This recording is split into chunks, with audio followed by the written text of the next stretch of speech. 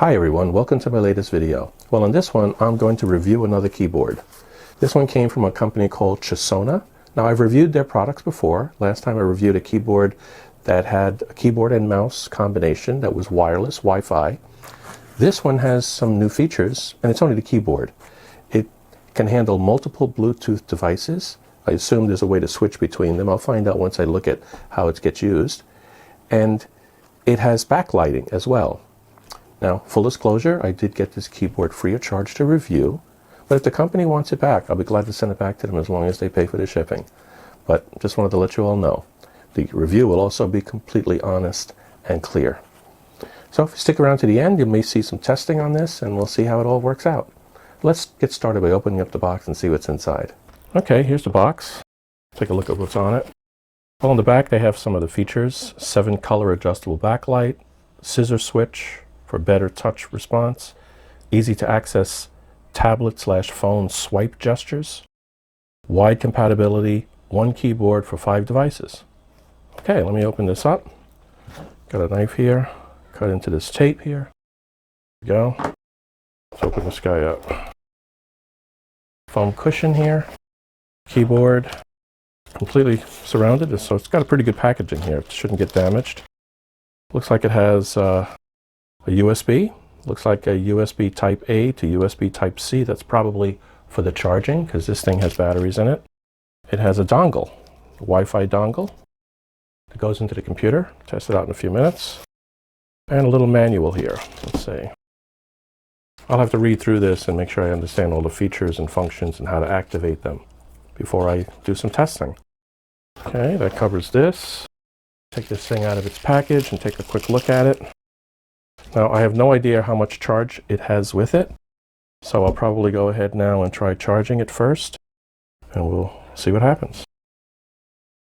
Looks like the type C goes in here, and I'll plug this in to a charging port, and we'll see what we get. Well, looks like a little red light comes on over here in the corner. So we'll just have to wait now and see it charge, see how long that takes. Okay, now it looks like it's fully charged here. The light actually goes out, the fourth light here, when it's fully charged. Now these 4 lights here are shared for different purposes. They can all be used for 4 different Bluetooth connections. I can disconnect this now, I'm not using it. This is connection 1, 2, 3, and 4. The 4th one also, as you saw earlier, actually shows red while it's charging.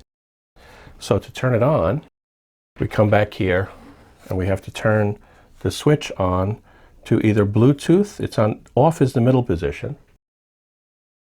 One side is the Bluetooth and the other side is the Wi-Fi. So if I turn it on to the Bluetooth, it comes on, and you see the 4th one is set. It blinked for 3 seconds and then it turned out. And I switch between the 4 with these 4 keys. So it can go ahead and click on each one of these. That does number 1, that does number 2, number 3, and number 4. If I want to switch to regular Wi-Fi, I switch first through off, and then over to this right side, it goes into the Wi-Fi mode. And now, 4th light blinked on and then went off. It is now functioning into the Wi-Fi, which I will test first. Okay, now I've hooked it up to the computer through a dongle, and I have up on the screen now a notepad, so we can actually see how this works. Typing it in.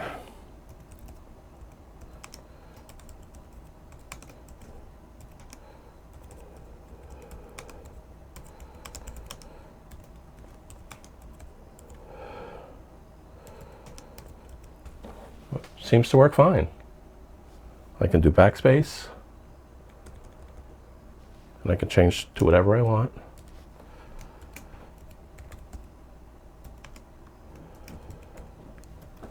Okay, so connected through Wi-Fi works fine. Of course, my spelling needs help there. Now, while I'm in here, let me show you how to turn on the backlight. Right now, the backlight is off. If I hold the function key and I hit this little shift key, the right one, not the left one, because it has a little sun on it, it turns the backlight on.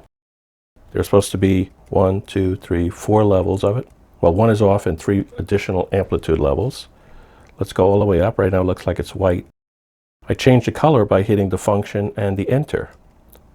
And I can change the background color to whatever color that I want.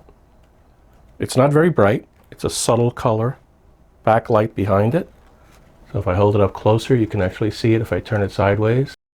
So the color is there. If I hold it this way and I hit the function and the enter, we can see how it's changing. There we go. So it's a subtle color. If I turned all the room lights off, you'd probably see it a little bit better. So that's the backlight functions of this keyboard. Now let me check the Bluetooth. I have to connect it up to the Bluetooth. I have my phone over here. So what I'll do is I'll pick one of the Bluetooth ones that I want to use. I have to switch the power though on the back to the other side to the Bluetooth. If I go to the left there, it blinked on.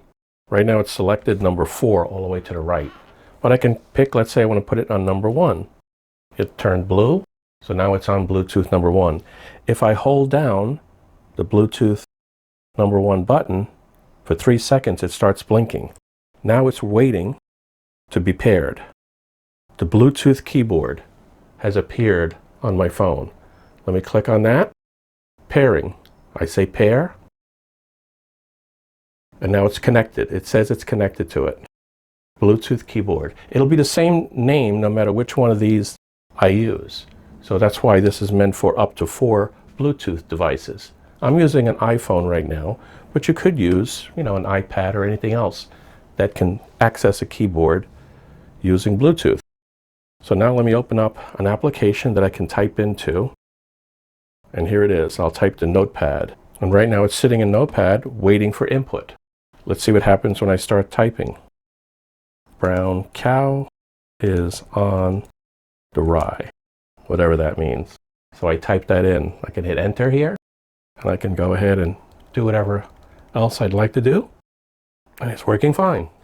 So the Bluetooth works. I'm using number 1 now. So now I could quickly switch between number 1 through number 4 to different devices. Let's say I have family members that all want to use the same keyboard. I could do that and be able to quickly switch the keyboard from one to the other. And if I want to switch to the computer, I would have to switch through the power, turn it off temporarily, and then go to the other side to get back on the computer. So it does work. Oh, one more thing here. You can put the phone inside a little holder here so that you can actually see it in front of you and type in this way. Now I have a case on my phone right now, a protective case, so it sort of doesn't hold as well for that. If I took the case off, then it would fit better into this little slot. And you could actually hold a couple of iPhones, depending on how you orient them, or an iPad should be able to fit on there as well. I don't have an iPad to test with it right now, but it should work.